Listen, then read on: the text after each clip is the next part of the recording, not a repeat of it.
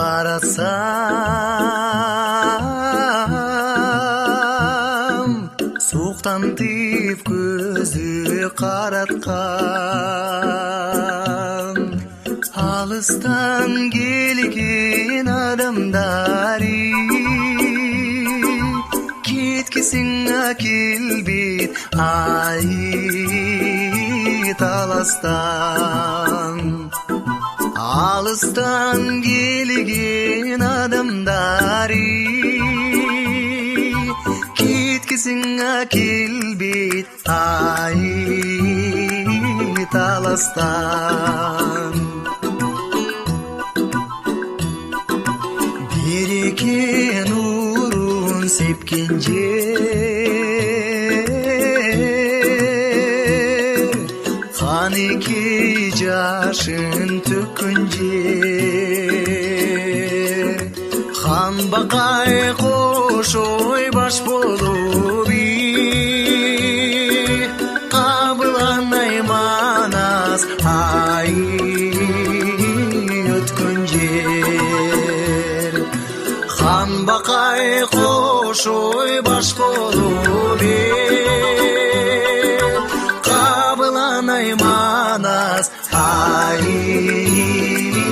өткөн жер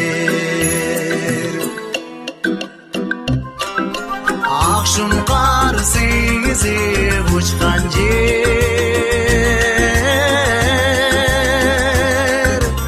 атагыңды уккан жер чокусу бийик таласан чолбонмай чыңгыз ай чыккан жер чокусу бийик таласан чолбонмай чыңгыз ай чыккан жер ак чүлмөк ойноп таң аткан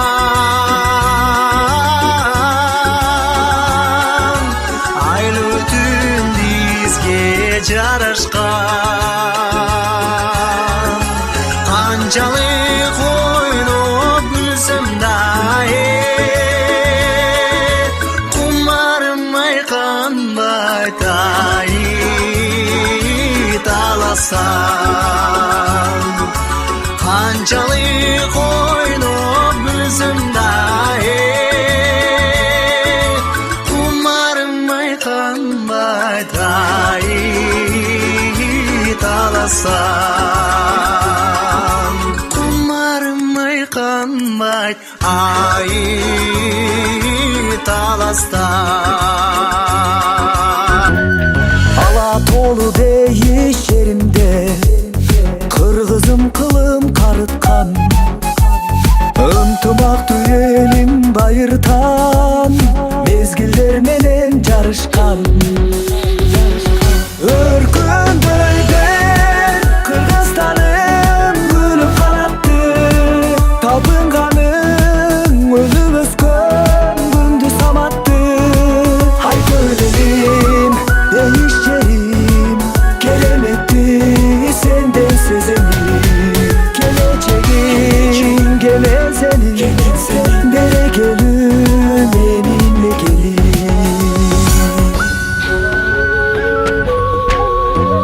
суусу тунук чыгып булактан ичкендин көнүн чубаткан абасы да сыйкыр күч сымал өмүрүн элдин узарткан Бүгін Москвада жақсы бір окуялар болуп атат. Мен кубанычтамын. Ар бир региондор өзүнчө бир биригип райондан баштап областка чейин биригип, андан кийин областтар баары бириксе, мен ойлойм кыргыздын ынтымагын, кыргыздын келечегин, кыргыздын мыктылыгын жалаң эле кыргыздарга эмес, дүйнө жүзүнө көрсөтөт. Мына бүгүн таластык туугандар жакшы бир үлгүлүү иш-чараларды көрсөтүп атат. Жаштарды чогултуп, оюн зоок көрсөтүп, кичинекей чакан концерттерди коюп, кыргыздын беш бармагын тартуулап дегендейди. Мен ойлойм, кыргыз кайсы жерде жүрбөсүн, бул кыргыз. Ошол себептен биз бардык жагынан ынтымакка келип, биримдикке келишибиз керек. Андан тышкары айтып коеюн, мына жакында 31 августта эгемендүүлүк майрамы болуп атат. Буюрса, буга биз ошо элчилик менен ар бир областтын лидерлери менен, 7 областтын лидерлери менен чогулуп, ушу маараке өткөзөбүз деп чечкенбиз Кузьминки паркында. Ал жерде кыргыздардын каада салтын, боз үйлөрүн тигип, тамак ашын, оюн зоокторду кылып, концертин көрсөтүп, бир чоң майрам өткөзөбүз деп даярданып атабыз. Буюрса жакшы болот деп ишенем. Негизинен кыргыз эл бул байыркы эл эмеспи? Келечеги бар эл, мамлекетибиз өнүгүп өссүн, жакшылыктар болсун. Баарыңарга аманчылык, рызкы, береке, жакшылыктарды каалайм. Ассаламу алейкум, урматтуу мекендештер. Биз ровно 1 жыл мурун ушул Москвада эмгектенип жаткан, Москва областында жана Москва шаарында эмгектенип жаткан таластык жердештерибиздин башын бириктирип коом түздүк эле. Бүгүн ушул коомубуздун 1 жылдыгын белгилеп отурабыз. Ушул 1 жылдын ичинде абдан жакшы чоң иштерди алып бардык. Дайыма бул ынтымактын, биримдиктин белгиси экен. Чогулуп чоң иштерди жасадык. Алыскы жерде жүргөндө ынтымак керек экен, биримдик керек экен, жамандык болуп калат, жакшылык болуп калат. Мына кыргызыбыздын салт саналарынан биз алыс болуп калат экенбиз мекенибиз толбогондон кийин. Ана ушул биримдиктин негизинде маданият тармагын, спорт тармагын жана кайрымдуулук жагында биз бардык жагын алып барып атабыз. Себеп деген бул биримдик болбосо мындай иш-чаралар дагы өткөрмөк эмес. Кимибиз кандай болуп ар жерде баягы жардамсыз кароосуз калып калган күндөр да болгон бул убакка чейин. Мына Кудайга шүгүр 1 жылдын ичинде ушу элибиз ыраазы. Мына бүгүн ушу элибизди бир күн болсо дагы айылдагы кыргыз элинде, кыргыз жерибиздеги той топурдагы күндү эстеп, ботко жеп, ушул жерден талаадын тамагы таттуу деп 5 бармак жасап оюн уюштуруп атабыз. Кыргыз күрөш, футбол, аркан тартыш, андан кийин дагыра чапмай, ушул сыяктуу көп оюндарды жүргүзүп атабыз элибизге. Не демекчим, жалпы баарыбызга кааларыбыз ден соолук, ынтымак, аманчылык.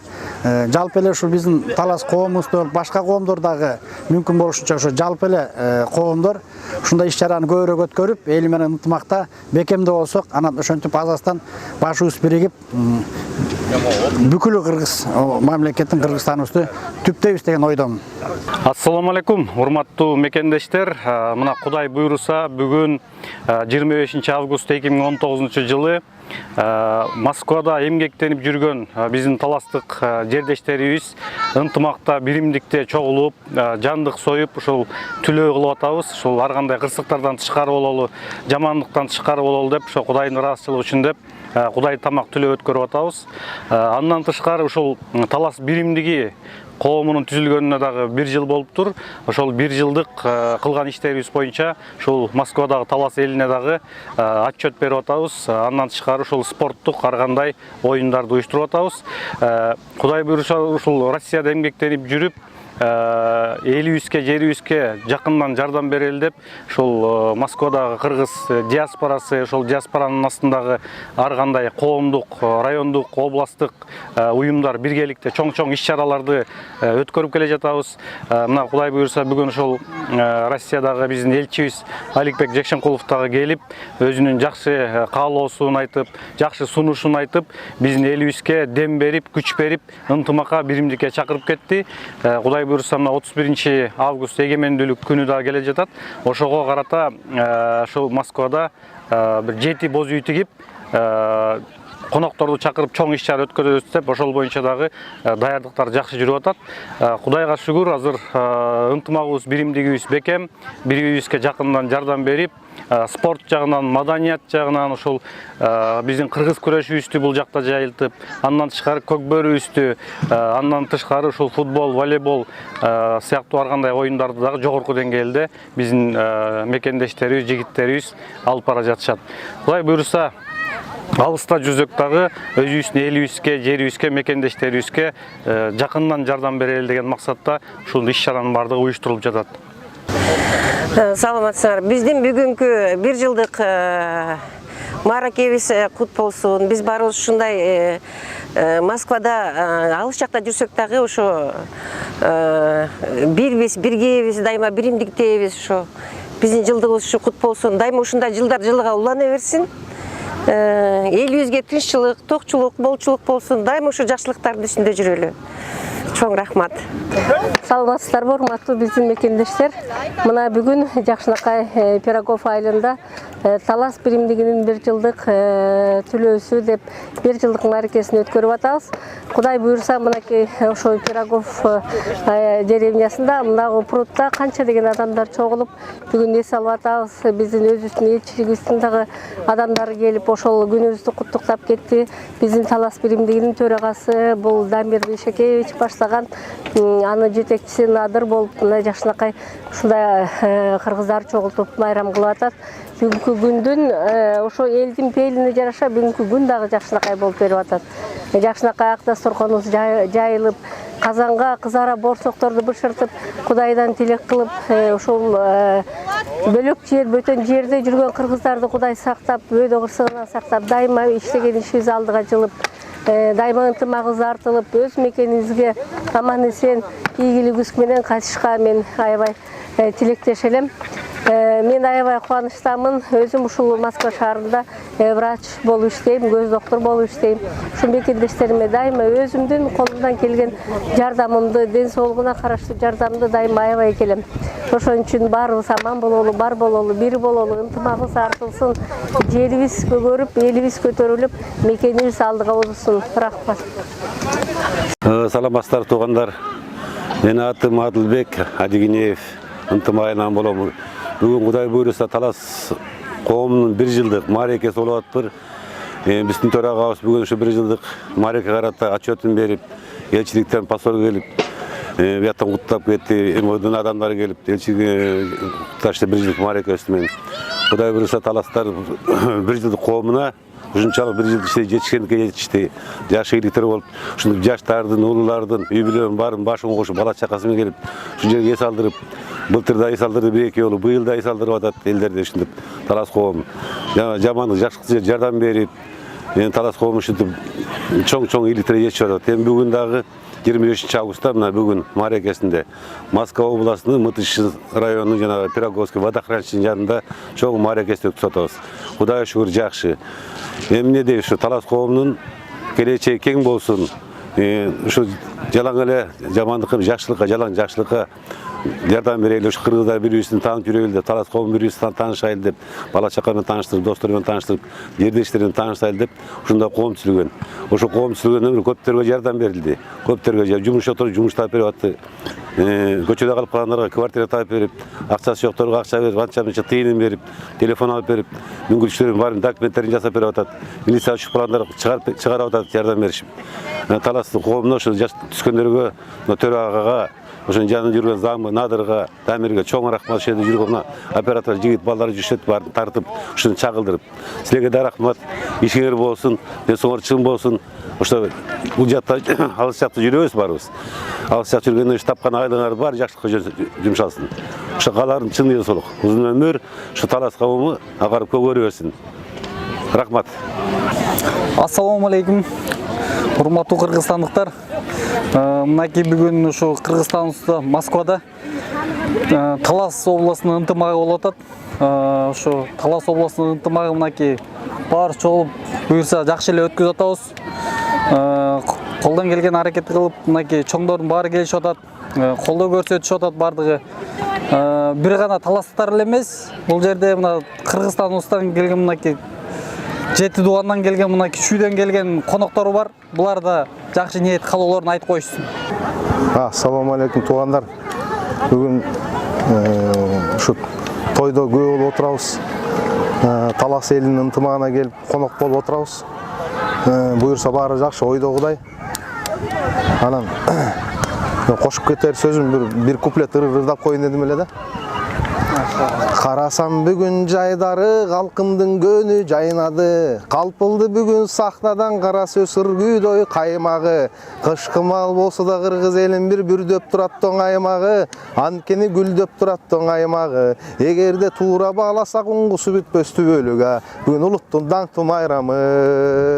Жашырбай айткан чындыгын жашады элим дойганча мен кылым. Тарыхтан өзү далилдейт кыргыздар тайманбастыгын, тыңдыгын. Түгөнгөн сайын түтө бүтөгөн түйшүгү жоктой кездерде уламдой күчөгөн кемчилигиң ою бар болсо кейбей туруптой бүтөгөн турсадан азап желелеп турпатын буспас элелеп келишти канча душмандар кетсек деп жерин тебелеп кармашта булар жерилбейт капырайганда бале деп анткени калктын дойсан эмес кайраты менен тең элет ачканда тарых барагын журтума балкы кести карагын көп көргөн кыргыз илгери көөдөй турмуштою каранын жалпети өчүп калаарда турмуштун күйгөн чырагы 90 кабат толкундун тоотпосун сынары деп айтмакчы Замирбек байкебиз сырдап кеткен экен. Буюрса той жакшы өтүп жатат. Эмне дейин да? Тынччылык болсун, аманчылык болсун, ынтымак кетпесин, кыргыз элин бир болсун, бар болсун, бай болсун, Ассаламу алейкум. Москва шаарындагы биздин бир туугандар. Мынакей бүгүн Подмосковье Мытыши шаарында ушундай жакшы эс алуучу жайда талас ынтымагы 1 жылдыгы болуп, ушундай бир жакшы кудай тамак жана ушундай спорт жарагынан ушундай жакшы турнирлер өтүп атат. Кудайым буйрса бүгүн спорт жагынан волейбол, футбол, кыргыз күрөш, аркан тартыш жана ошондой эле балдар арасындагы оюндар болуп атат. Айта кетсек, байге жөнүндө футболго 10 000 байгеле сыйлык, волейболго 5 000, кыргыз күрөшкө 20 000ден ашык, аркан тартышка айымдар арасында 3 000, мырзалар арасында 3 000 жана жаш балдарга дагы 3 000дей байге бүгүн буйруса сыйланат. Жана ошондой эле айта кетсек, футбол жөнүндө командалар абдан мыкты даярданып келиптир. Азыр футболдун 1/4 финалы болуп атат. Кудайым буйруса даярдыктар абдан жакшы. Жана ошондой эле волейбол жөнүндө айта кетсек, мынакей волейболдагы аягына чайын деп калды. Волейболго да командалар абдан мыкты даярданып келиптир. Кыргыз күрөш жөнүндө айта кетсек, кыргыз күрөш азыр 3 категорияда болуп атат. 65 килограммга чейин, 75 килограммга чейин жана ошондой эле свыше 70тен өйдө свыше 3 категорияда күрөш болуп атат.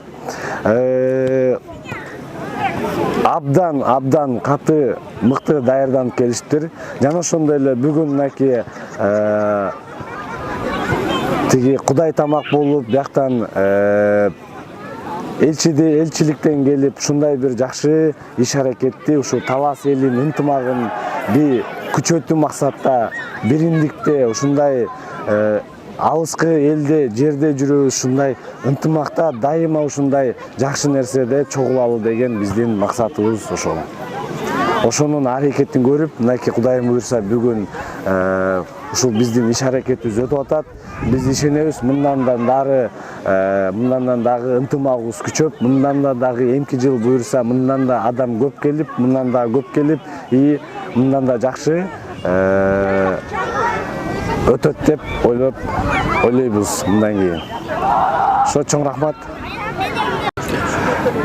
Бүгүн мына 25 август кудай буйрса ушул жерге талас биримдиги коомубуздун 1 жылдык мааракеси менен бирге кудай тамак өткөрүлүп, жандык союлуп, ушул жерде жакшы иш-чара болуп атат. Мекендештерибизди жалпы чогултуп, оюн зоог уюштурулуп, жакшы өзү элчи дагы өзү катышып, кудай буйрса Аликбек Шешенкулович да каалоо сөзүн айтып келип, дамсызып кетти. Өзүнүн талас биримдигин элдин ынтымакка чогулталы деп мен ошол атым Урмат Дөнөнбаев болот, маданий жетекчиси болуп жакында шайландым коомдун. Өз биримдиктин иштерин дагы мындай алдыга жылдыралы деп көптөгөн иш-чаралар азыр уюштурулуп жүрүп атат. Кече дагы ошол талас коомунун колдоосу менен өзүнүн коомдун иш жүргүзүүсү менен өзүмдүн да китептин бет ачары болуп өттү, Жаңырык аттуу Москва шаарында. Андан тышкары дагы бул максатыбыз эң негизгиси элдер мындай ынтымакта болсо экен, биримдикте болсо экен, жанагындай бир кырсык-курсук болбосо экен деген тилек максат менен ушул жерде түлөө өткөрүп кан чыгарып Кудайдын бир ыраазычылыгын алып коелду деп жакшы иш-чара кылып атабыз. Элдин катышуусу да жакшы, бир 500 чамалаган элибиз келип чогулуп берди. Бардыгы ийгиликтүү болот деген ойдомун. Ассаламу алейкум, кыргыз элим.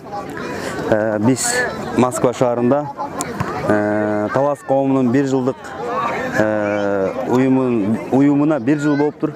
Ошо түлөө Кудай тамак өткөзүп атак. Кудай кааласа, иншалла жакшы баары. Мен Талас шаарынан болом. Тургунбеков Илгиз Темирбекович. Ошо баары жакшы. Алхамдулилла, баары жакшы өтүп атат.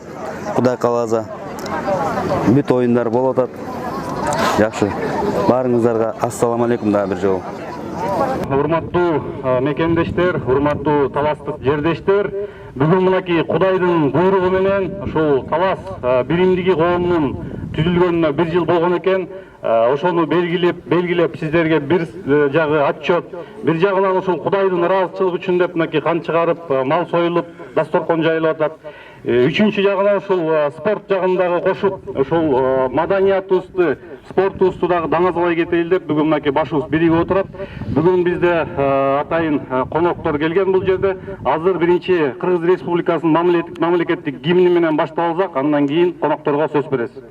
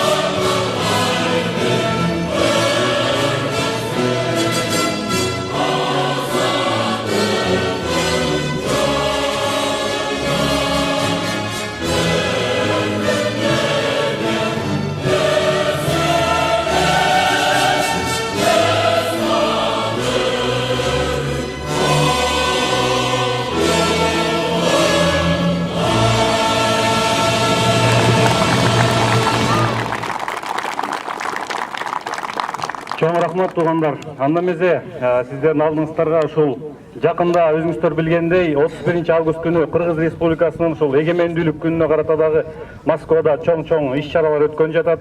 Ошого байланыштуу дагы кече спорттук оюндар өттү, ар кандай маданият кечелери өтүп атат.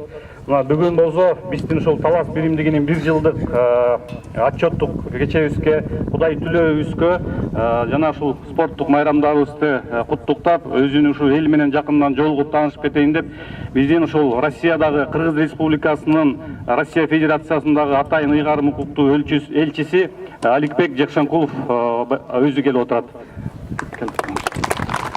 Урматтуу мекендештер, урматтуу туугандар, мен абдан кубанычтамын. Бүгүн ушул Татынакай көлдүн жээгинде биздин таластык туугандар чогулуп, ынтымакка келип, 1 жылдык өзүнчө юбилей деп коелукчу, өткөзүп атасыздар. Эмне деп айткым келет? Кыргыз деген алакандай элбиз, бирок сапаттуу, духу күчтүү, ар намыстуу, бардык жагынан жетиштүү. Спорт десек спорт, маданият десек маданият. Бүгүнкү күндө башка мамлекеттерде дагы иштеп жүргөн биздин улан кыздарыбыз, агайларыбыз, эжелерибиз, кыргыздын атын чыгарган, даңазалаган жигиттерибиз, кыздарыбыз көп. Менин оюмча, эгерде бир эки эле маселе бар Кыргызда. Бул ынтымак маселеси, экинчиден өзүбүздүн келечекти кандай курабыз деген ой жүгүртүү маселеси. Ушуга келгенде мына кээ бир саясатчылар, тышкы күчтөр дагы, ички күчтөр дагы кыргыз элин атайын ыдыратып, бөлүп жарганга аракетинде. Ушуга алдырбай ар бир эми билесиңер да, айылда кээде көчө болуп тилекке каршы бөлүнүп калат. Кээде райондун ичинен бөлүнөт, кээде областтын ичинен башкача бөлүнөт. Ушундай бөлүнбөй, жарынбай ар бир областта, жалаң эле Талас эмес, башка областтарда дагы бүгүнкү күндө аракеттер бар ушундай. Баарыбыз кыргыздар биригип, өзгөчө ушу Россияда жашап аткан кыргыздар 1 миллиондон ашык бүгүнкү күндө кыргыз. Жарымы Россиянын жараны болсо, жарымы Кыргызстандын жараны. Бирок башка мамлекеттин жараны болсо дагы кыргыз деген кыргыз үчүн күйөт, кыргыз мамлекет үчүн, кыргыз жер үчүн күйөт. Сүйөт. Ошол себептен мен силерге ыраазычылык билдирем. Ушундай ынтымакка келип, бири-бирибизди колдоп, ушундай бир жакшы жашаандарды, жакшы бир кыргыздын сапаттарын көрсөтүп атканга. Мына бу жерде Надыр энем айтып кетти, мен 7-8 ай болду элчи болуп келген. Ошондон бери биз ушу жарым жылдын ичинде саясий маселелерди, экономикалык инвестиция маселелерди чечкенге аракет кылдык. Буюрса чечилет баарысы. Эгерде мамлекетибизде тынччылык болсо, чоң инвестициялар, мына 6 миллиардга кол коюлган документтер турат. Жакында кичине жанагындай тирешүүлөр болгондон бирок алар да карап турат. Бүгүн кыргыз эли ынтымакка келеби, биримдикке келеби, тынччылык, стабилдүүлүк болобу деп. Бирок мен ойлойм, акыры биз акылман элбиз, бекер болгон эмес. Тээти атам замандан бери, Манас бабабыздан баштап биздин кыргыз элинин сапаты өзгөчө болгон.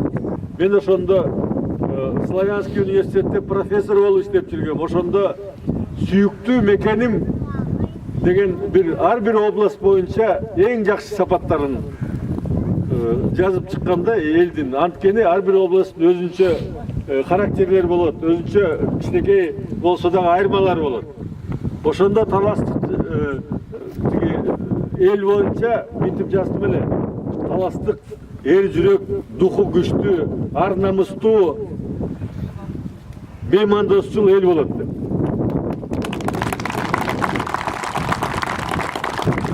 Силер дагы мына бүгүн Москвада үлгүлүү жакшы нерселерди астыга чыгып көрсөтүп атасыңар. Бул үчүн ушу Дамике баш болуп силердин мына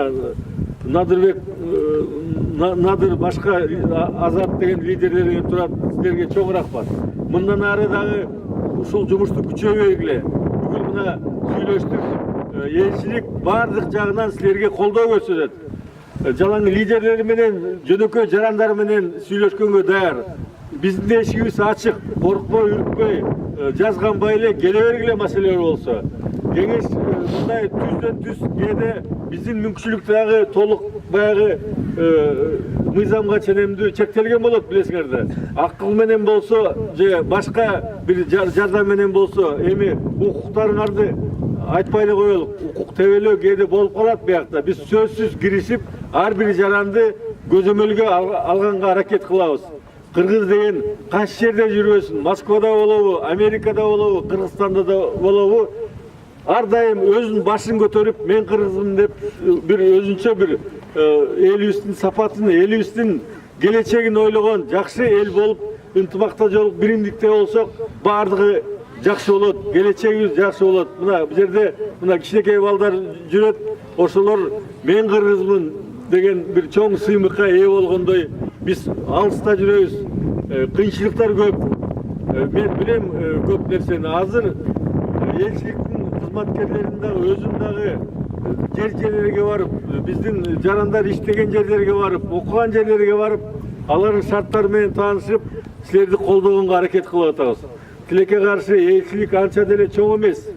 Бир 30 киши 1,5 миллион 200 адамга баарыбызга жетишпейт экенбиз. Бирок аракет жасайбыз. Бири-бирибизди колдосок, бири-бирибизди сүрөсөк, ушундай лидерлерди тандап, бул жерде тургандай, бири-бирибизге жардам берсек, албетте биз чоң жыйынтыкка, чоң ийгиликтерге жетебиз. Баарыңарга ден соолук, ийгиликтерди каалайм. Аман эсен болгула, бала караңар менен тынч болгула, бар болгула, бай болгула. Рахмат. Рахмат, Алибек Жашынкович, ишиңизге ийгилик каалайбыз. Андан эсе кийинки сөздү ушул Талас биримдиги коомунун төрагасы Дамир Бейшекеев агабызга берип койсок, кыскача ошол бир жыл ичиндеги отчетун жана сиздерге болгон куттуктоосун айта кетсин. Ассаламу алейкум, урматтуу таластык бир туугандарым. Кутмандуу күнүңүздөр менен. Бүгүнкү биздин бир жылдык мааракебизге кош келипсиздер. Анан урматтуу туугандар, эмеле айтып кетти биздин ыйгарымдуу Россия Федерациясынын элчиси Алибек Жейшенкулов Талас элин мактап болгон баягы чын жүрөктөн айтып атат. Жөн эле мактоо эмес, болгон. Ушул бир жылдык маараке деп атабыз. Основной бир жылдык мааракебиз. Бир жылдык мааракенин аркасынан мына түлөө өткөрүп атабыз. Алла Тааладан тилеп, баарыбыз сырткы жакта жүрүп атабыз. Кудайдан тилеп, аманчылыкты тилеп, ишибиз тегилип болсун деп. Туугандар, мына бир жыл мурун туура Талас коому түзүлгөнбүз. Ушул жерде ошол күндөрдө баарыңыздар да бар, жоңуздар да бар. Биз ар дайым түлөө менен баштайбыз. Мусулман болгондон кийин Алла Тааланын алдында Алла Тааладан тилеп кылып, ар нерсени жакшы тилектерибизди, аманчылыкты тилеп баштап атабыз. Мал союп. Ушинтип бир жылды баштадык коомубузду. Мына бир жылдын ичинде биз абдан жакшы чоң ийгиликтерге жетиштик. Мына сиздердин аркаңыздардан, урматтуу жердештер. Биз жаңы коом болуп түзүлгөндө эле биринчи бизге жакшы ыркесе келди. Ошол ыркесебизди сиздердин күчүңүздөр менен чоң деңгээлде өткөрдүк. Бүкүл Кыргызстан көрдү биздин ыркесени. Бүт соц тармакта таркады. Андан кийин Чыңгыз Айтматовдун 90 жылдыгына да жакшы иш-чараларды көрдүк. Кино көрсөттүк. Улакчы жигиттерибиз машина сайып оюн уюштурду.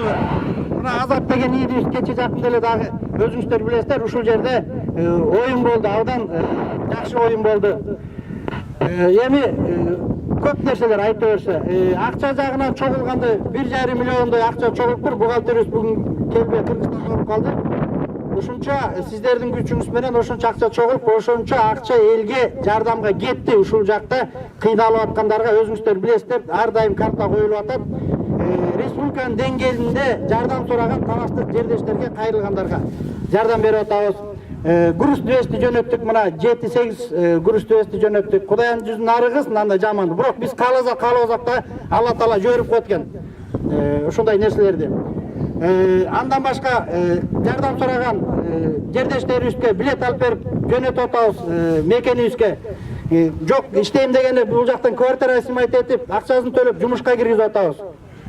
Мына ушунун баардыгы эмнеден туугандар? Бунун баардыгы ынтымактан экен. Ынтымагыбыз барынан ушул иштерди аткарып атабыз. Мындан дагы ынтымагыбыз күчөй берсин. Ар дайым бирдикте бололу, ынтымакта бололу туугандар.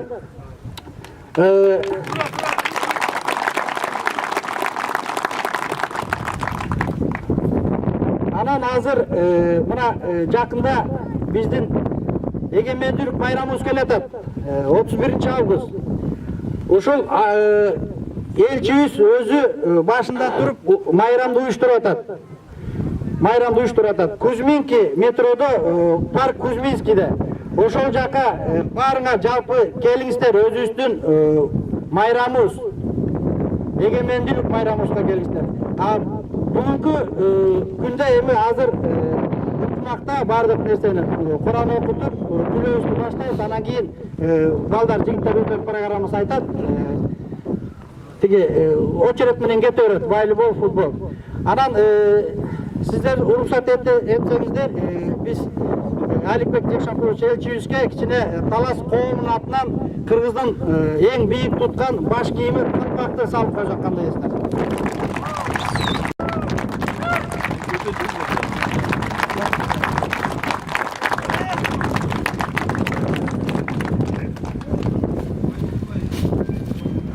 Чоң рахмат, Дамир байке. Мен бир аста кошумчалай кетейин. Дамир байке баягы эсеп кысап, биягын айтып берди. Мен өзүңүздөр билгендей, биздин Таластын көп бөрүчү жигиттерибиз Кудай буйруса Воронеж шаарынан чоң сарай алып, ошол жерде Чолпонбай Төлөбердиев атабыздын атын тутуп, весь Россияга көп бөрүнү таанытабыз деп ошол жерден сарай алып, азыркы күндө Кыргызстанга аттарды алып келгени биздин ошол байкелерибиз, инилерибиз кетишти. Кудай буйруса Кыргызстандан аттар келет.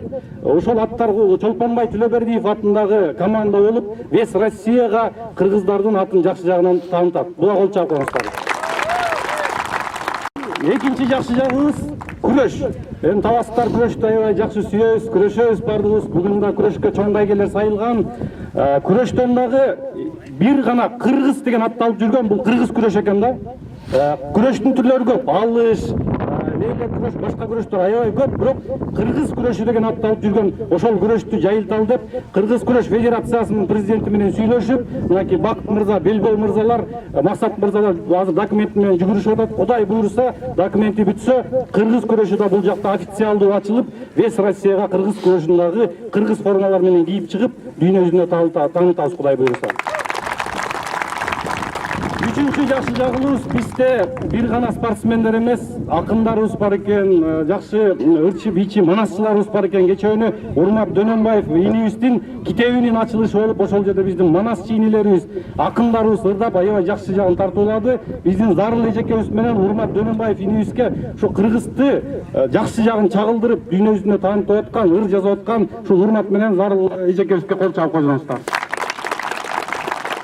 Андан тышкары ушул эң негизги ошо рахмат сиздерге. Биз ынтымакта, биримдикте болуп, чогуу иш алып барган үчүн ушундай 1,5 миллиондук жардам көрсөтө алдык.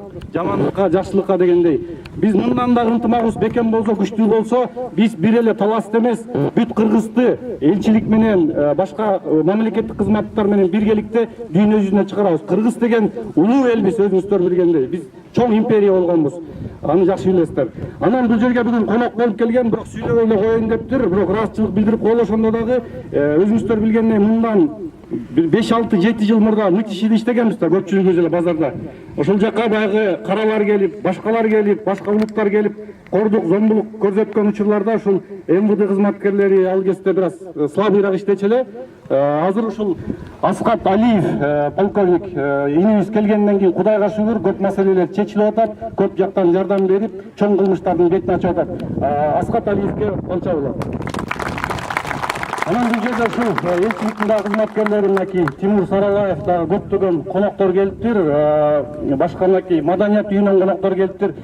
Ушул бизди сыйлап, биздин иш чарабызда экөөбүз жакшы сөзүн айтып коелу, жок дегенде келип бир көз көрсөтүп коелу деп келген үчүн эң башкысы ушул элчи болуп туруп, ушул өзү эл менен жакындан жолугам деп келген үчүн Аликбек Жекшенкуловго жана жалпы келген жамаатына Талас элинин атынан терең ыраазычылык билдиребиз. Анан Азат инибиз жөнүндө сөз жок. 2 жылдан бери теннис, футбол, волейбол, бильярд бүт түп жагынан спортту аябай жакшы жагынан бир эле Таласт эмес, 7 дубандын жаштарын чогултуп, жөнөкөй жумушчуларын, таксисттерин бардыгын чогултуп, башын бириктирип, чоң иштерди алып баратат. Кече күнү дагы элчиликте катышып келди. футболдук иш-чара, волейбол иш-чарасы, көп иш-чараларды өткөрүп, 31-inde да Кудай буйруса телевидениядан көрөсүздөр. Баарыңыздарды 31 август күнү 7 боз үй тигилет, Кузьминки паркына келип, бекер эч кандай акча төлөбөй, эс алып, бир жылкы сойлап, лейлек күрөшү болот, 2 машина сайылып. Андан тышкары аркан тартыш, башка да чоң спорттор болот. Ошол жака келип өзүңөрдүн күчүңөрдү көрсөтүп, ынтымагыбызды, биримдигибизди, биздин маданиятыбызды, ким экенибизди дагы бир жолу даңазалап кетели. Чоң рахмат. Андан эле сөздү көбөйтпөйлү. Азыр спорттук оюндар баштала берсин. Тамак даяр болсо, тамакка келиңиздер. Андан кийин дагы жакын менен таанышып, сурооңуздар болсо сүйлөшө бересиздер. Чоң рахмат.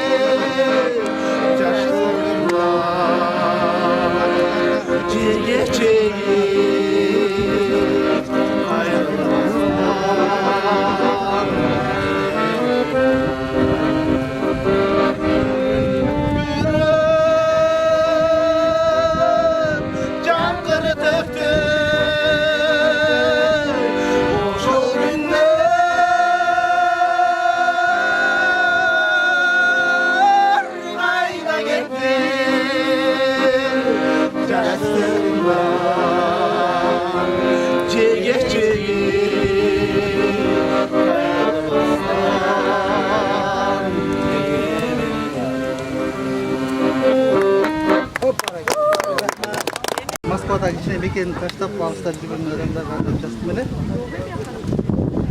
Кыргызын таштап качкандар, өтөндүн чөлүн баскандар, келгиле кайтып мекенге, зарыгып өңдөн азгандар, аргасыз барып бирөөнүн үйүнө чыдап баткандар, туйгула күткөн силерде Кыргызстан деген асман бар. Туулган жер алтын бешигиң, бабадан калган кешигиң, кадырын билбей өтсөң да кең ачып турар эшигин. Ишенем келер урпакка, төгүлүп турар жемишиң, күтөлү чыдап кыргызым, тирилип манас келишиң. Күтөлү чыдап кыргызым, тирилип манас келишиң.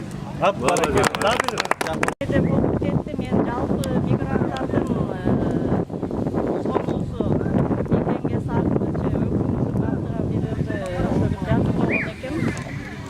Тагдырымды ийиниме көтөрүп кеткен элем бейтааныш бир калаага, ата энем көз жумганда кеч калып, тууган жерди таппай калдым барарга. Эки колдо кармап турган ааламым түшпөйт деген жазылгандай энчиме, ата журтту, тууган жерди, асманды ата энемдин көздөрүнөн көрчү элем. жашаганым бөтөн кала чоочун эл. Өзүм чоочун мекениме барганда бала кезде чаң ызгыта ойногон, жолдордагы мага сыртын салганда таарынбадым, тууган эмес мен эч ким. Адашканмын көп сыяктуу өзүмдөн. Мен кетерде төрөл элек билген ким? Жаштар азыр эйлик кылып көчөмдө. Тагдыр шамал жер кездирип камгактай, өгөйлөгөн өзөгөрттөп эченди. Көз жумганда көмүүгө жай тандатпай, тууган жерге батпай калар бекенбиз. Өз элине чоочун болуп мигранттар, мээрим көрбөй өсүп жаткан балдарга өгөй болуп өкүнүштүү көз жаштар төгүлгөндө таппай жүзү катарда чоочун бойдон бул өмүрдөн өтөрбүз. Ап баракелде.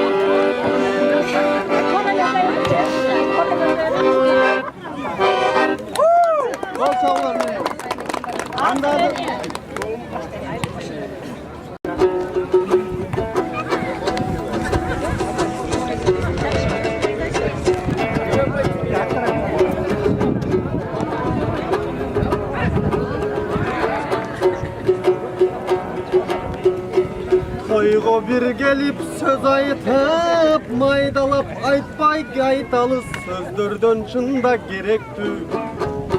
Silerden görüp jatamın geçegim manastan kalgan elesti. Yaşları gelsen artınan ulular bergen gineşti. Silerdi kol çaptırış üçün cehemden oy men tırpır devirdaş gerek be. Ынтымақ деген нәрсені Құдай башқарсын деген Турбаева. Игілікті ең сонын атқарсын деген Турбаева. Таластықтар çoğulu өздерінше bir мақтансын деген Турбаева. Eşikten girip gel atsam sen Kırgız'tı maqtay alasın mı deyt. Eşikten bir ağabız atayın gelgen dengeyin Ağada job berip alabız. Biz degen tetigi talastan gelgen balabız. Talastan gelgenden keyin значит maqtay alabız. Talastıklar bilesinger bir günde bir jolu maqtanıp mında turbasak şirelep pristup karmap kalabız.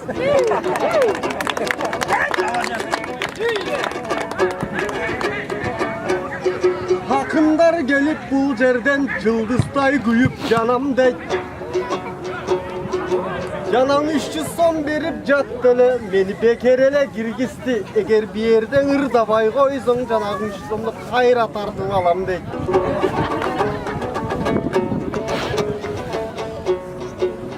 Bilgilik degen en kımbat. Bilgiliktin içinde silergen okşoş el kımbat.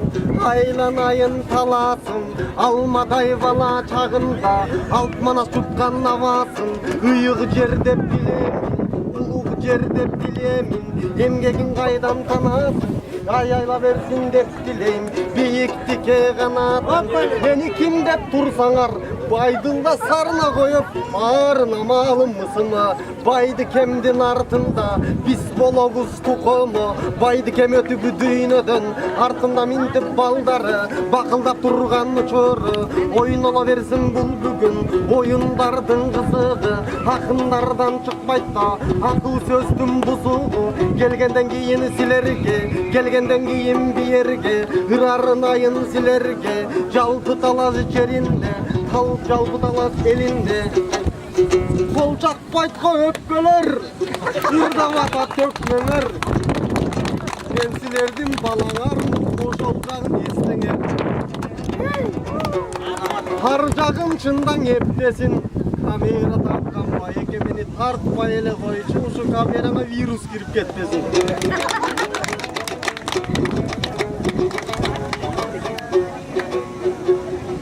Kandaysыңар таластықтар, қандай өзі мағанай.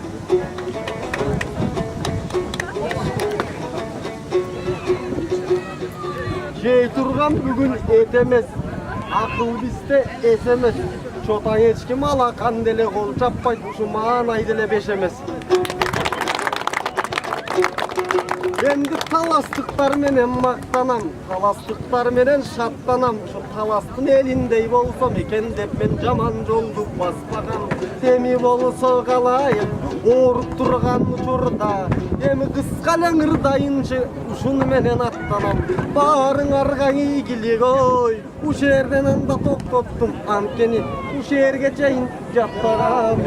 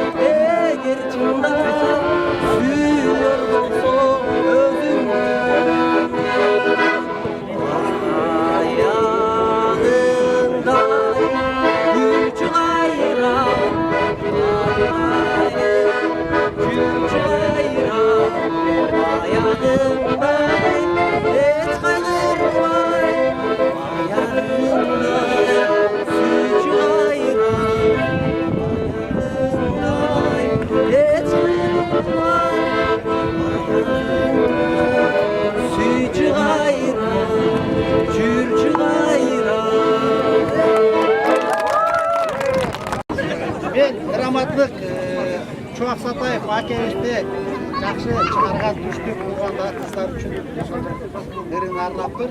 Ошол алым жетишинче ырдап коет. Күлбөгүлө.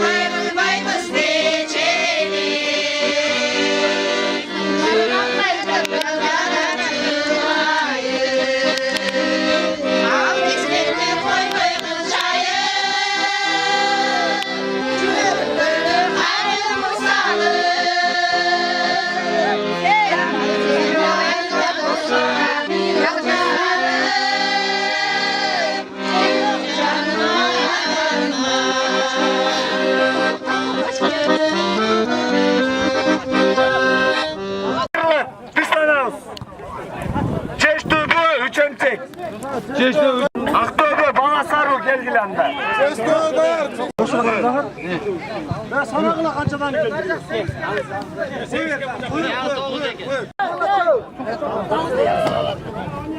Tokta. Ben kol götürgende baştayız. Haydi kol götürün. Oyundun erecesi. Hukukan kamanda uçar. Otomatik. Birle tartışma. 1, 3 degende. 2, 3.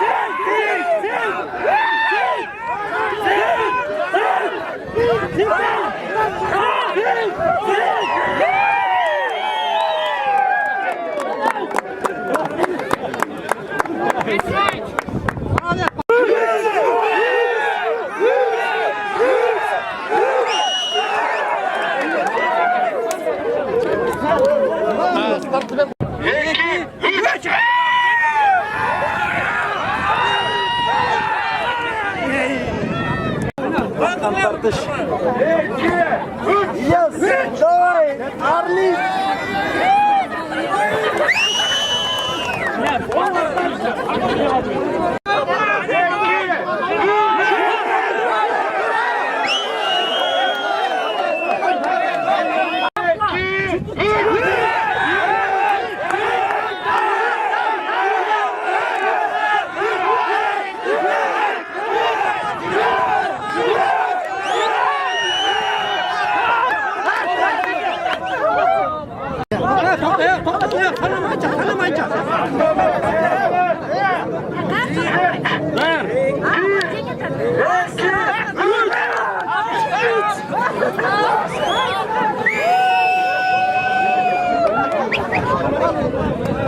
Adamlar.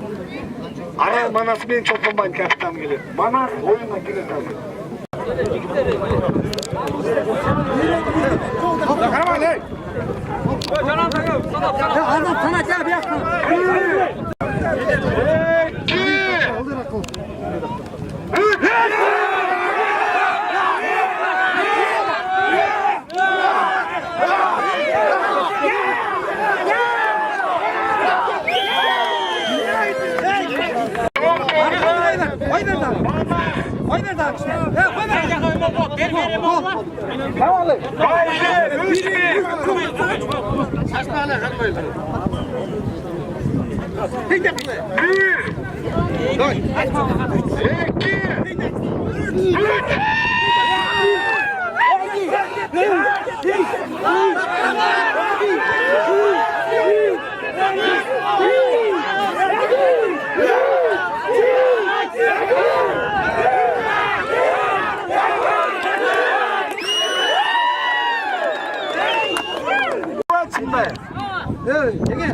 Biz için pazar kılmakla çecekler. İyi. Hazır. Top komandaga bölünüyoruz. Top komanda. Dört gün taşı tiket vardı. Dörtten Eko çıkar. Dörtten adam geldiler. Dörtten. Dörtten çıkıla dörtten kalsın. Üç.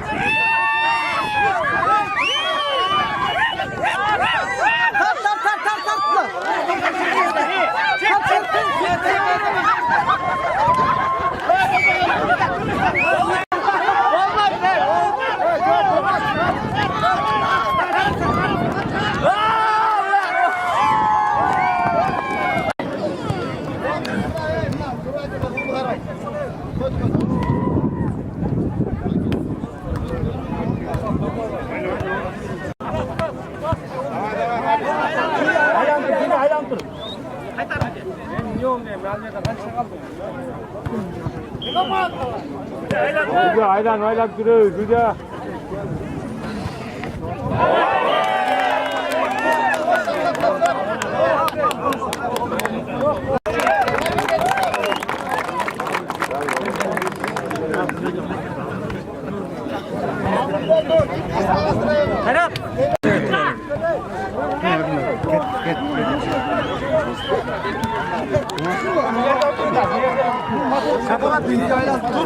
Dur. Anlasay gel.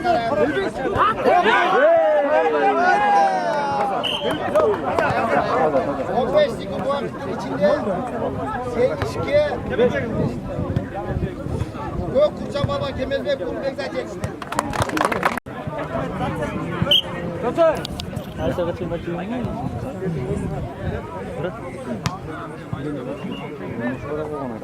Allah'ım.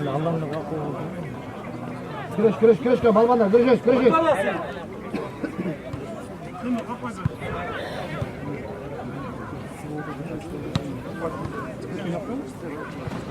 İşte.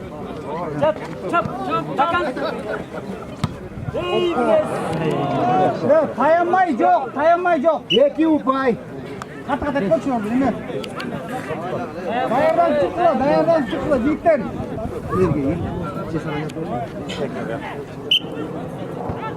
Yeki upayacağız.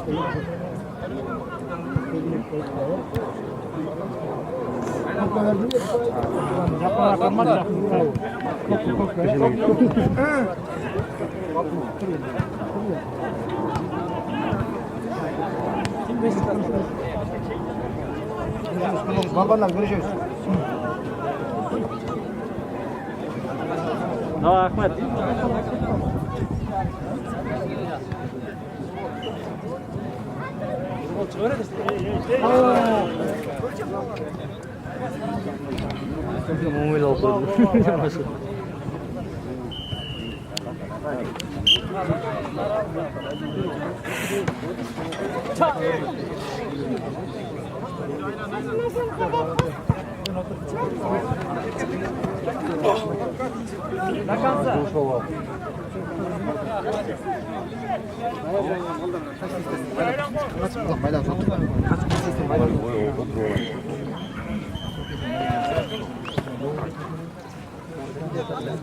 Bahtiyar, Nursultan dayarsın abi gel kurularını aralım. Bak.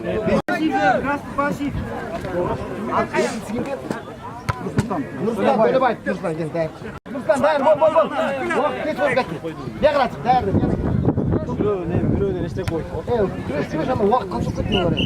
Geç gidiyor. Bürü olsun. 2 minut 20 sekund oldu. Geniş. Yekin öleseyinde Ahmet Af. Kerimbek Ahmet aldı da. 30 sekund vaktin kaldı. 20 sekund vaktin kaldı. 20 sekund vaktin kaldı. Sözüne kalk dedim. Ne çap yazayım. İşte koy. Avaz Ahmet avaz. Ahmet avaz. 5 sekunda. Kerimbek Ahmet geçti. Hocaları.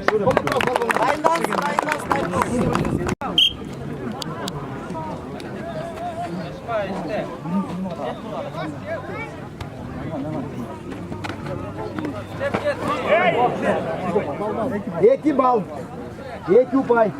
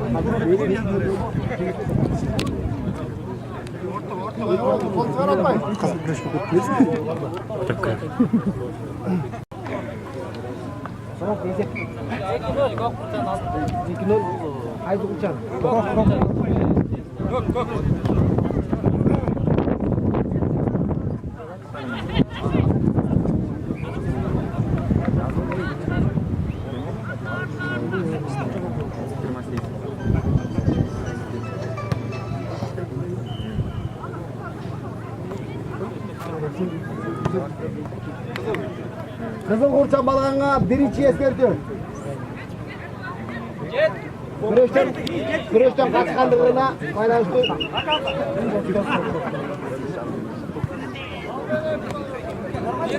Haydi bak.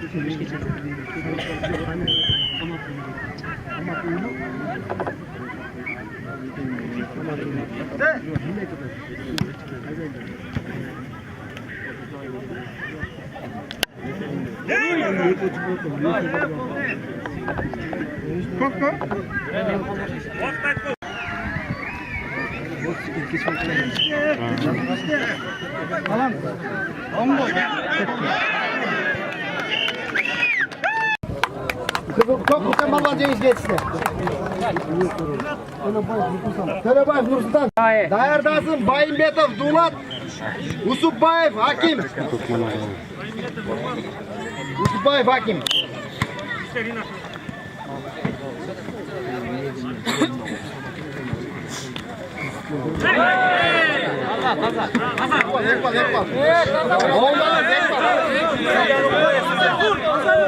Судья, Эквадор там. Çok teperim. Çok teperim.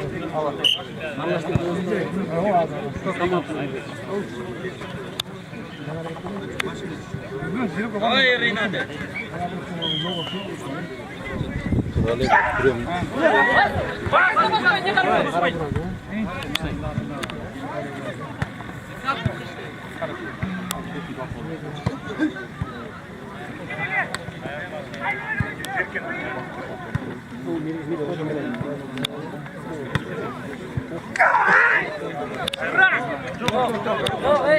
Çıkış. Hayır inadı.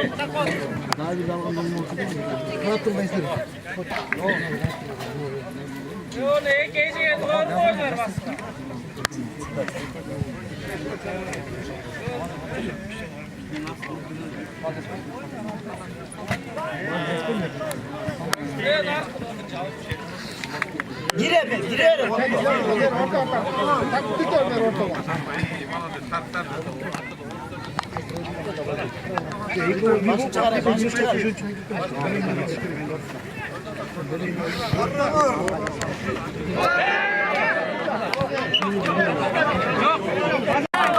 Söz söyleyeceğimde çok kurtarmadan geçsin işte.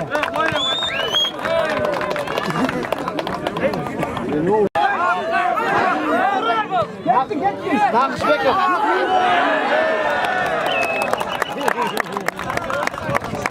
Yetmişlikinde ikinciye, Sada Cengiz'e, Kızıl Burçan Balban. Hadi lan. Bayım Beto, Duvat Cengiz'i, koçalım. Avar Beko, Bekcan. Ушул немеде дагы ошол бир жандыкты ушу Куркина базарындагы эмгектенген биздин жамаат чыгарып беришти. Kurkina, kana. Allah razı olsun. Так, катар менен эле кетип берели. Кийинки Суанбеков Жыргалбек дейт. Суанбеков Жыргалбек барбы? Бар. Бул жигит ошо көпкөргө дагы чоң салым кошкон жигит. Азыркы күндө түнү менен уктабай ушу коомго чоң салым кошот. Андан кийинки жигитибиз Дөнөнбаев Урмат. Бул жигитибиз кече эле Москвада өзүнүн китебин чыгарып, презентация кылып, весь ушу Россияга тааныткан биздин акын жигитибиз Урмат Дөнөнбаев. Суранып кеткен, мен бияка тапшырып коюм. Андан кийинки жигитибиз Кадырбеков Жыргал дейт. Азамат. Кадырбеков Жыргал. Кадырбеков Жыргал барбы? Андан кийинки жигитибиз ушул күнү түнү буту колду ушу буту кол менен жүгүрүп тынбаган жигитибиз бар. Эркалиев Тилек деген. Тилек. Азамат. Андан кийин Бакай Ата районунан мынакей кайрымдуулук иштерге ар кандай баягы кырсыктарда, жамандыктарда ушул коом аябай жакшы жардам берип атат. Жакшылыкта, жамандыкта тикезине тик туруп атат. Ошонун жетекчиси Сандыбаев Максат, Бакай Ата району. Бакай Ата району кандидаты. Андан кийин Мурадилов Тилек дейт. Мурадилов Тилек ким? Барбы Мурадилов Тилек? Андан кийин ушул Талас коому түзүлгөндөн баштап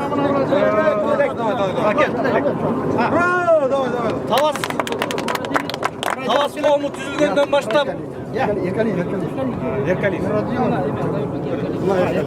Талас коому түзүлгөндөн баштап финансылык жактан дагы коомго ушул ар тараптан жардам көрсөтүп келаткан азыркы күндө Кыргыз күрөш федерациясынын жетекчилеринин бири, биздин спонсор болуп жүргөн жигитибиз Кечөөн Чолпонбай Төлөбердиевдин иш чарасында да барып спортсмендерди алып барып келди. Жуманалиев Максат.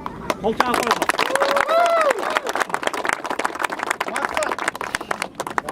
Андан кийин Манас районунда Ташиев Адилет.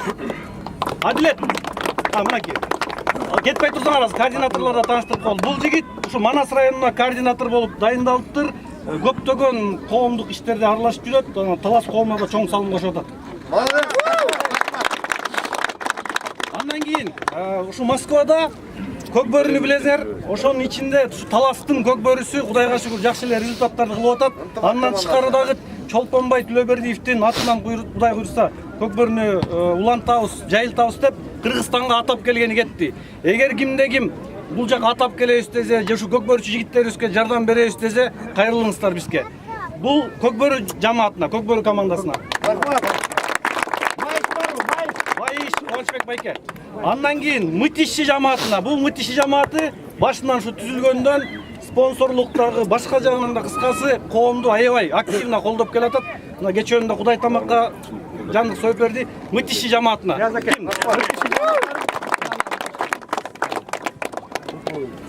Андан кийин Жээнбековдордун үй бүлөсү дейт. Бул үй бүлө жөнүндө Жазгүлдү баарыңар таанып калдыңар ошол группада. Ушул карындашыбыз, ушул үй бүлө коомго аябай чоң салым кошту чынындачы. Жээнбековдордун үй бүлөсү Жазгүл жана Мирлан. Анан бизде дагы бир жакшы жигитибиз бар, Исаков Анарбек деген. Ал Кыргызстанда жүрөт азыркы күндө, бирок коомго чоң салым кошкон өтө активный жигит. Жанагы эки группада көп сөздөрдү жазат го, мындай аябай жакшы темаларды. Ушул жигит. Анарбек деген. Андан кийин Курамаев Азат. Канаке Азат? Азат. Эми бул жигитти көңөр эле таанып калдыңар окшойт. Бул жигит бир эле Талас эмес, 7 областтын жигиттеринин башын кошуп, футбол, волейбол, теннис, бильярд кыскасы бардык оюндарды уюштуруп аткан. Өткөндөгү футболду да уюштурган жигит ушу Азат. Рахмат. Өзү Андан кийин Абдрахманова Роза дейт, ал эжекебиз бул жерде жолукшойт. Сырттан жактан беребиз.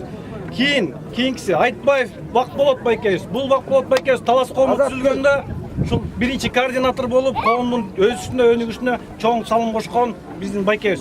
Келиңиз. Андан кийин Кара Буура районунун Көксай айылы. Кел Азат. Азат кел бака. Анан Көксайдын жигиттери, булар аябай ынтымактуу жигиттер экен. Азат деген жигитибиз. Өткөндө жамандык жакшылыкта аябай чоң салым кошту. Кара Буура районунун Көксай айылынын жигиттерине келип коюңуздар. Туугандар, эми ушуну менен бирге эле биз өткөндө сунуштаганбыз, өткөн футболдо. Ар бир райондон бирден бир адамды координатор кылып шайлап бериңиздер деп суранганбыз. Шайланып келиптир, ошол адамдарды тааныштырып коелу. Батаңыздарды берип коюңуздар, чоң иш алып баралы. Котугула. Бакай ата район координатор ким? Бакай ата район. Өзүң тааныштырып кой, эки кыскача. Assalomu alaykumlar, hurmatli tug'anlar, Talasliq qizlar. Ошол Бакай ата районунун координатору Сандыбаев Максат Рысматович номер 1 мектепти бүткөм. 1980-жылы бүтүрүлгөн. Ишенимиңиздерге чоң рахмат. Буйрса эмгек салам. Бул жигит бир эле Бакай атанын ичинде эмес, вес ошо Бакай ата району боюнча иш алып барат да, Кудай буйрса. Ар бир район айылдар менен биргеликте. Так, Манас району. Манас районунан ошо Адилет деген жигитибиз шайланды. Ушул жигитке да бата берип коюңуздар. Жакшы иштерди уже кылып атат. Мындан ары кылат деп ишенебиз. Так. Талас району. Мирзат. Так, Талас району. Так, кайсы район калды? Мирзат. Так, Кара Буура. Мынакей Кара Буура району. Өзүңүз тааныштырыңыз. Анаркулов Талгат, Жоонтөө айылынан болуп, Кирапкадан. 85-жылкымын. Рахмат ишенимиңиздерге. Молодец. Барыңыздардын ишиңиздер ийгилик, ынтымагыбыз арылып өтсүн. Талас шаары, кел Эрмек. Бул жигит Талас коому түзүлгөндөн баштап көк бөрүгө да чоң салым кошуп атат, коомго да чоң салым кошуп атат. Активный жигит, город Таластан.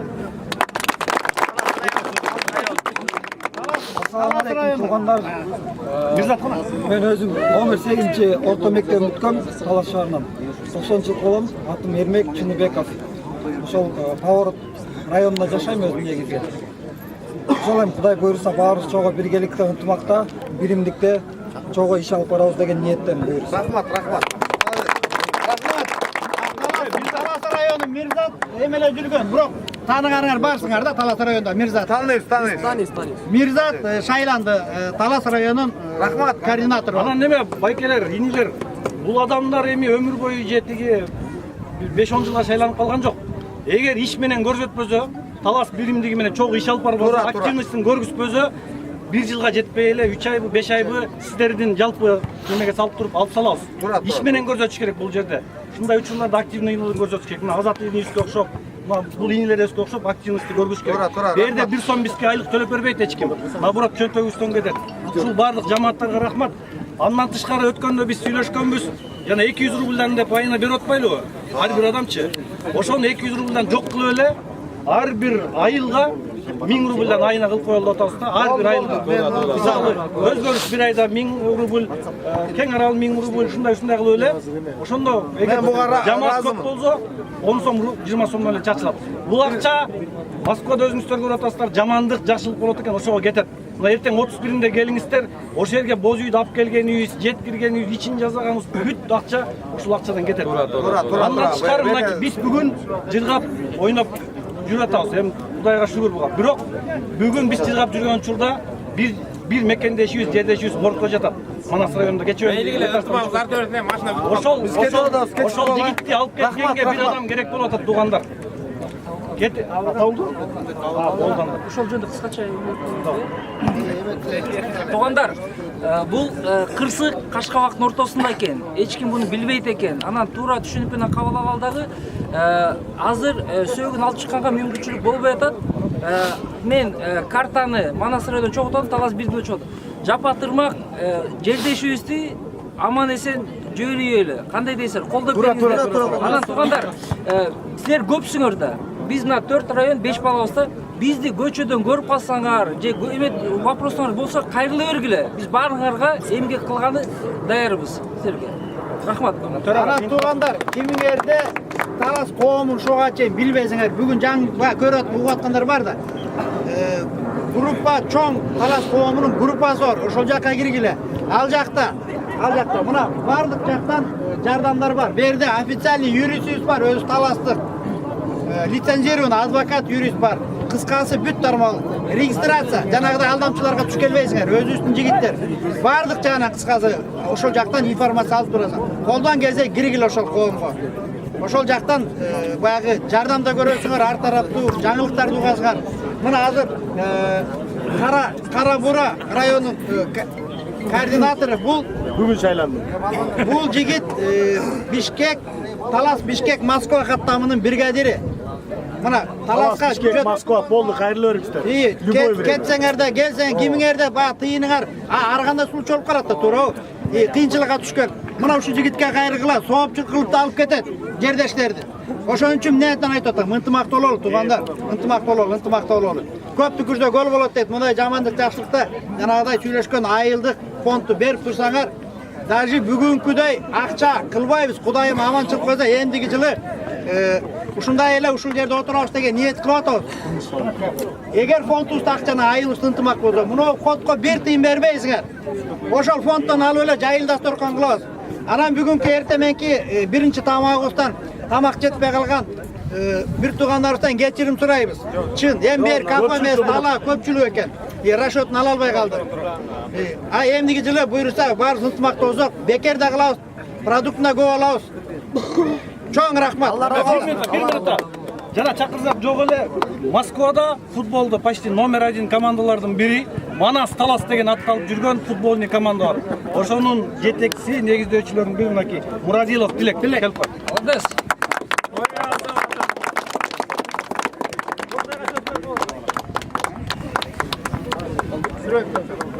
Анда эмес азыр күрөш болот, вручение тапшыруу болот. Кетпеңиздер.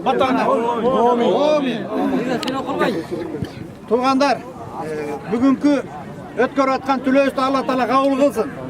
Алла разы болсун. Баардык биз кылып аткан нерсе Алла Тааланын ыраазычылыгы үчүн деп кабыл алалы.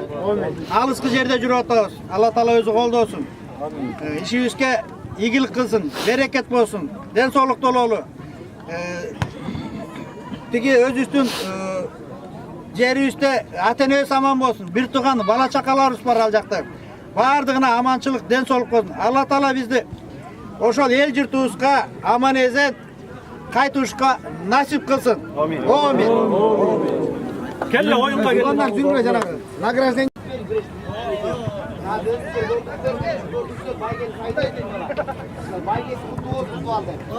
Амин.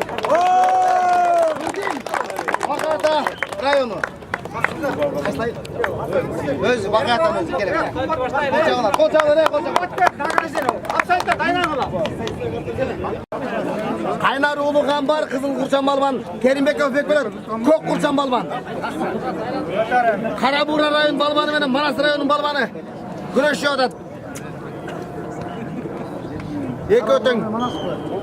Ya Karabuğra rayonu benim, Manas rayonu benim. Dayardası Cumanov Adil.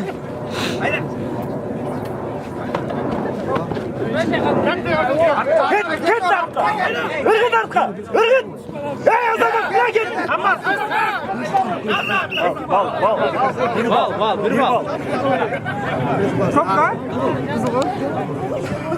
Programdan doğru.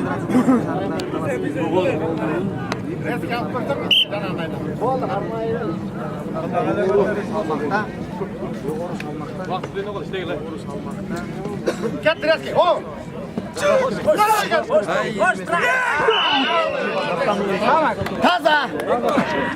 Gök Kurçan Balban, Kerimbekov Bekbarat Manas rayonu yetişti. Kolçağlar. Cumanov Adil Dosaliyev Hayrat. Kimisi gop, kimisi kızıl. Biri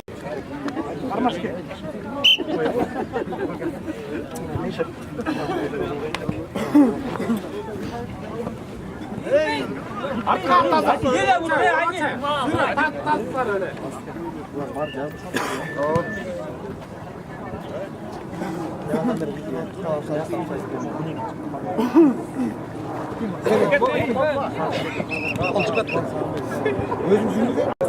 Özü. Samet falan özü. Just tutup git kalat. Sen etti oturuyorsun. Jasтрайın kaldı. Baka da. Ne oturuyorsun oğlum? Karıştırma bu. Agrar geldi. Kim tutamaz? Hadi saçmat hadi. Irgıt almay seni. Kök kabak.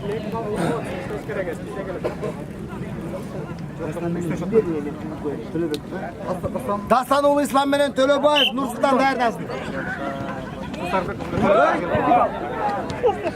Kızılga bir bal. Ek koldan çıkargan yok. Ait koldan. Ek koldan çıkarma. Bir ön çıkarmasın. Ek koldan. Yok abi. Onu çeter. Hayır işte. Bir şey. Bal kimde? Kızılga daha bir bal. Kızılga daha bir bal. 30 sekund vakt kaldı. Asmen emin dur. Söyle bayım. Kızılga daha bir bal. Kızılga da bir bal mı? Yok buna mı? Adam bakma bir hoş.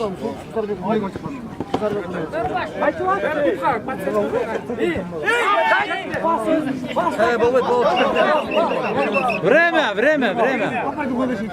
Ne oldu? Bir bal verdim mi? Gokka bir bal. Bu paylar ne sevmeden Dosaliyev. 3-2. Dosaliyev Hayrat tuttu. Kocalar.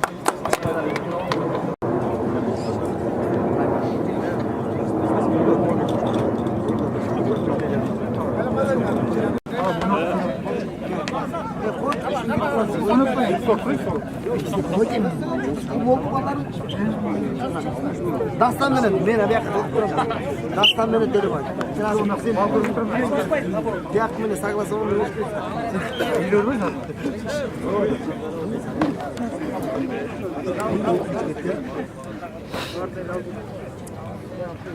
Premier git otur ben. Git. 2 minuttan aşırma bol. Ne? İslam. Kimeler? İlgiz.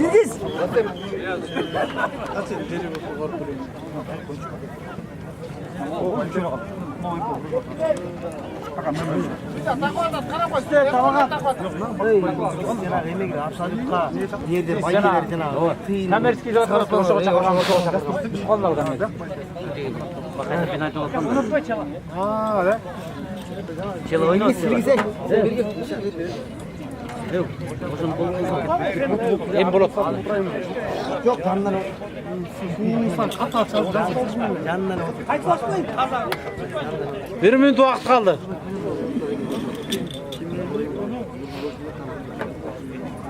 Так, oyundun 2. minutı getiydi. 50 sekund vaqt kaldı. Kürüş günü.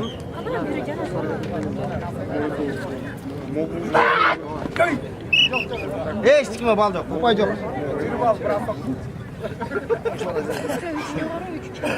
30 sekunda vaqt.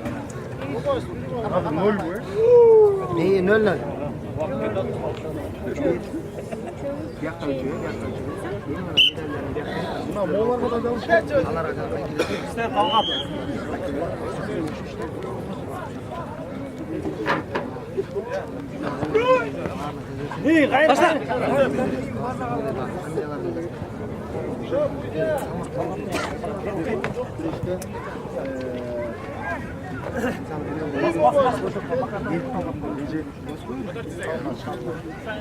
Vaqt, vaqt bo'ldi, vaqt. Vaqt yo'q. Ne oldu? 0-0 da. Kres qildik mi? Kres. 1 minut qo'y ber, kres bo'lmasa kontent. 1 minut qo'yaraylik. Yo'q, qo'yish kerak. Kech bo'lib ketadi, kech bo'lib ketdi turganda. İyi bo'ldi. Bize tamam. Oynamayın bol. İşte kol çıkarma. İyi. Давай. Ne yeni son? Nasıl? Bol. Sağınbek futtu, Sağınbek futtu. Buna o Sağınbek futtu deyin. Kimele? Dastan olur mu sarmaz? Dastanoğlu İslam. Gel bir dakika. Төлөбаев Нұрсұлтан 5 килограммға чейінгі салмақтағы балбандарды шақырауыз. Бүгінгі талас берімдегі қоғамдық ұйымының 1 жылдық Маракесіне арналған қырғыз күрөші ойынша Мелдеште 75 килограммға чейінгі салмақта 1-ші орынды қамсыз қылған Дастанулы Ислам қол чабулармен награжденияны Адыл Ақсақал тапсырады.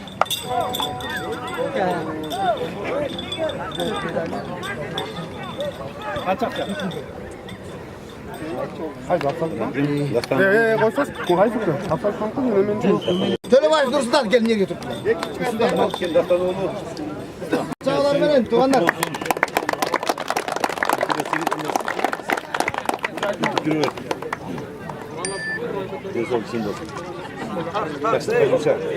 Екінші орын. Şimdi bu Erbol değil. Akçası.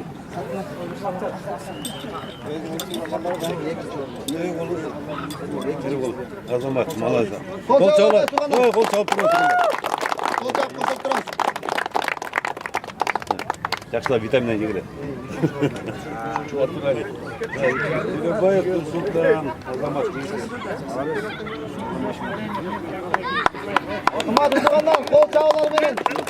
Babanlarımızda iyilik, bundanlarınдағы iyilikтерді қалайыз, бекем тез олып қалайыз. Бата өріп қойла, бата ақсақалдар, бата өріп қойыңыздар балдарға. Ben soğuk olsun, ömrü uzun olsun, şu köp baygıları jet yürüle. Canlı Talas komun emez, Kırgız komunlar şu dünür, çempiyon dedi. 75 kilogramdan жоғары салмақтағы 3-ші месті алған Айдарбеков Адилет, 2-ші месті Дастанулы Ислам, 3-ші месті, 1-ші месті Жақыбалиев талап келгілі.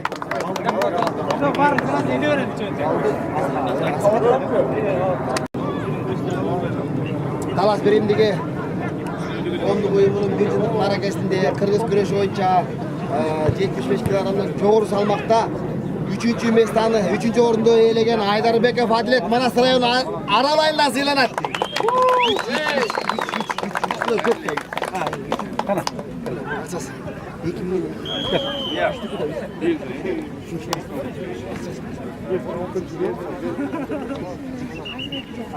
Екінші местаны алған Дастанулы Ислам Қарабура районы Бешекайлы.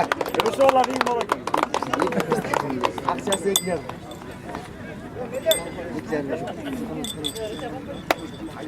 Birinci местаны қамсыз қылған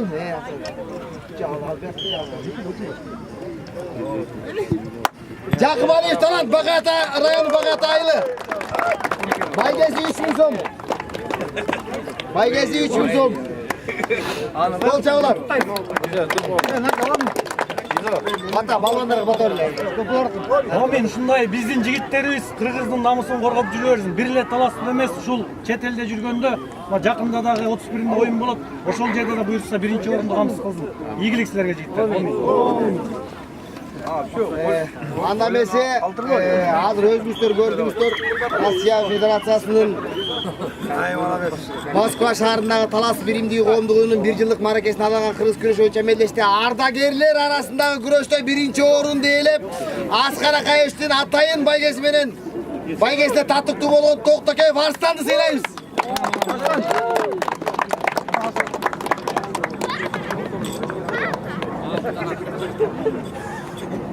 Бал менен. Эң главный сыйлык мынакей. Бал, чистый бал. Кымбаттуу туугандар, ардагерлер арасында 1-чи орунду камсыз кылып Аскар Акаевичтин байгесине татыктуу болгон Токтокеев Арстанды сыйлайбыз.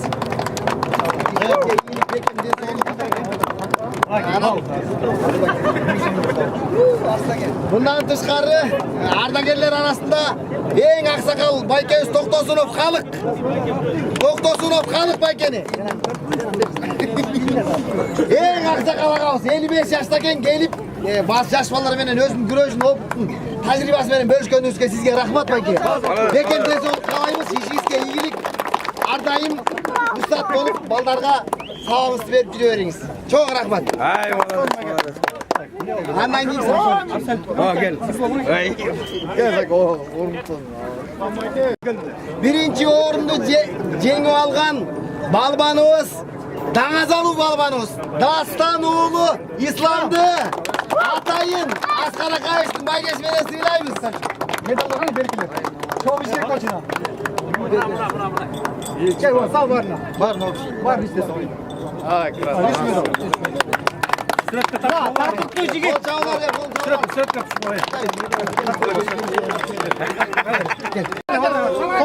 Кандай аксакал? Мейлі мұшы, жігіттер бүгінгі байгелер құт болсын, резуар чын болсын. Бүгінгі байгеде бірінші елі хақырық емес. Şu байгенің көрік алғылар. Жалаңыда şu таласты ортосын емес. Ертең 31-ін айт отпа, 31-інде Қырғызстан бойынша алғылар, Россия бойынша алғылар. Дүйне байгелер алғылар. Екі машина сайла, тұтқылар. Құдай бұйырса сіздерге ден сұрақ берсін, жақсылап дайырланған, игілік. Келип катышып бергениңиздер үчүн чоң рахмат. Ишиңиздерге ийгилик каалайбыз, өмүрүңүздөр узун болсун, бекем ден соолук каалайбыз. Уюштуруучуларга да ыраазыбыз. Баардыгыңыздардын келип бергениңиздерге рахмат.